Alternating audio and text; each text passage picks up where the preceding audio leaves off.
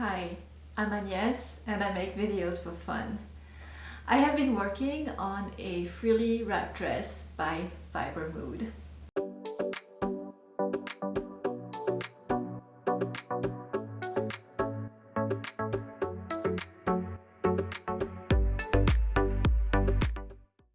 I've cut all of my fabric.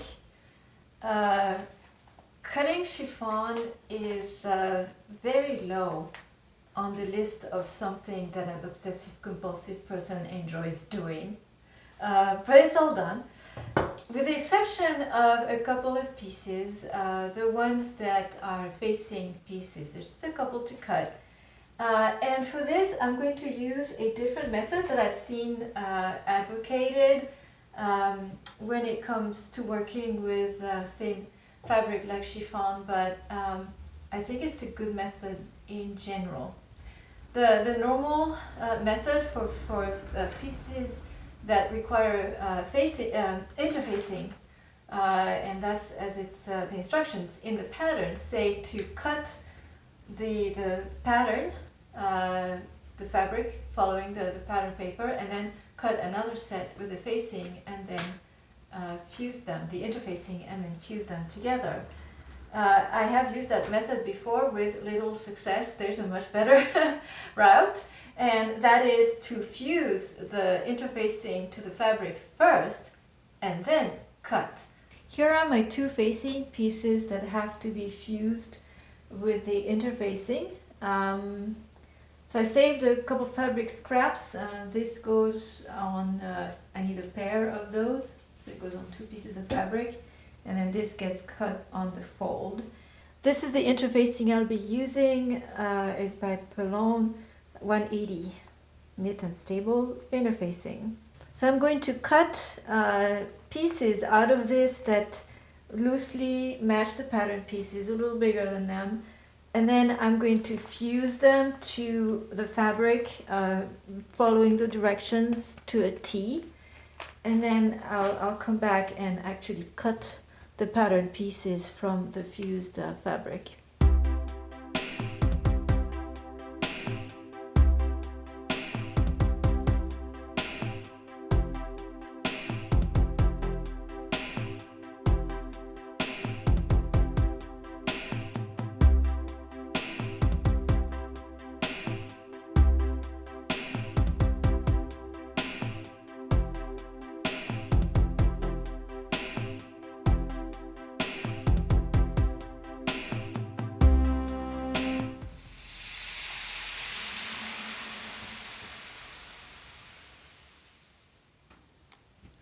They say press for a full 10 seconds. That is so scary to do. But if the cloth is wet enough, you won't burn anything. But this looks really good. Alrighty, let's do the other ones. This is really fine interfacing. The glue dots are really close together, which is what you want with chiffon, but it's hard to distinguish which way is the sticky side. It's a little more rough. There's one side that's smooth and then one that feels rough to the touch.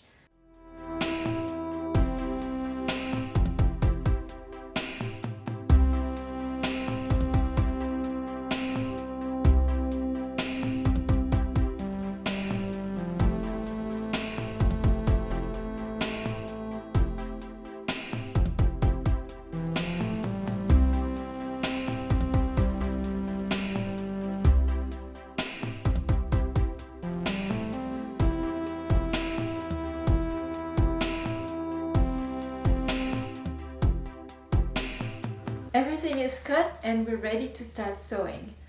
The first step is to sew the darts into the front of the bodice. I'm going to go ahead and use a piece of toilet paper again in this application here. I'm having trouble with the fabric just shifting, and it will also help to give it some body when sewing, and hopefully help prevent some damage to the chiffon. Alright, so I'm about to sew for the first time into my chiffon, but I did some leg work. So for one thing, I have changed the needle on my machine to one that is specifically made to work with like thin fabrics. So those are needles that are sharp and very small. I did a test drive on a piece of scrap fabric with a piece of tissue paper in between the layers, just as I have here. That was okay, but I think I lowered my tension slightly.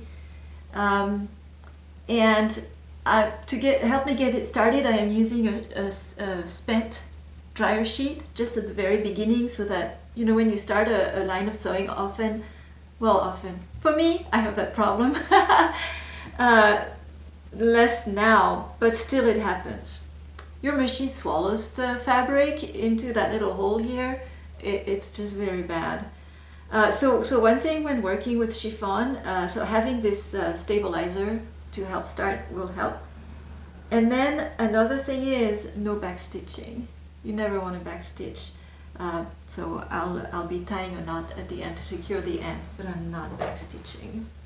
And one more thing, generally they say to use a shorter stitch length. I do that for darts anyway, because they need to be secure.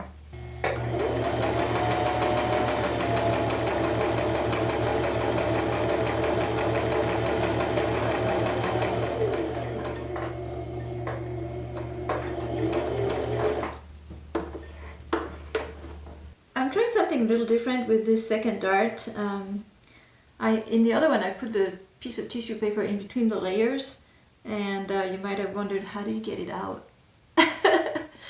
Well, how I got it out was by soaking my fabric, and then the tissue paper disintegrated and I kind of shook it out. But it was a pain, and I am a tad bit more confident now, having done one dart, in my ability to sew into the chiffon. So this time I'm just going to put the piece of tissue paper underneath the folded fabric and see how that goes. Yeah, swallowing it.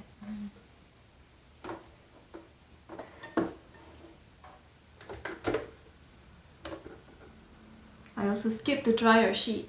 Should not have done that because the tissue paper does not have the same body.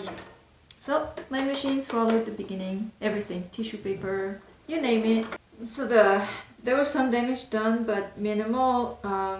That's another advantage of not back stitching, because I was able to just pull one of the threads and the whole thing came apart. Not like the stitching came apart, the fabric is fine.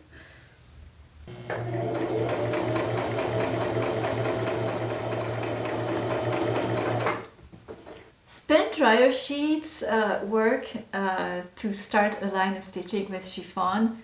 If you don't want to spring for the real thing, they do sell stabilizer specifically made for that purpose. The problem with the dryer sheets is that they do not dissolve in water. So I only use them at the very start, so that, and then I cut it out, and if there's any of it left, it's just taken in the seam allowance. None of it is going to show. Toilet paper does dissolve in water, so anything left will go away in the wash. It's just not as strong. I've pressed the darts. They give very specific instructions just about that process in this pattern, so I think it's really meant for beginners. The next step, they really spell it all out. The next step is to overlock some raw edges on the front of the bodies. I'm going to skip that because I'm going to be using French seams. So then if we skip ahead to the next step, well, all of that was part of step one actually. Okay, so once you're done overlocking your front bodies, you get the darts in, the front bodice is ready, we move on to step two. Step number two is to work on the ties. Thank you for watching. If you enjoyed this video, don't forget to give it a like.